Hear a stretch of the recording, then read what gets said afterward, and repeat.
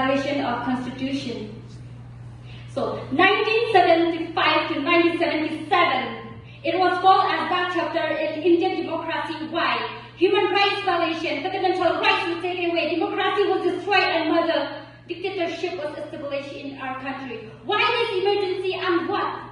It has been started in 1971 during Lok Sabha election when Congress won 352 seats out of 518, defeating Raj Narayan by 110,000 votes.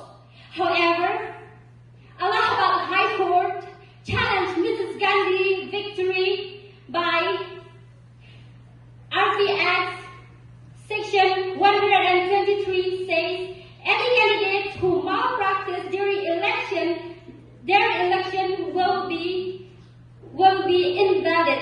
So Indira Gandhi, Miss Gandhi, she misused the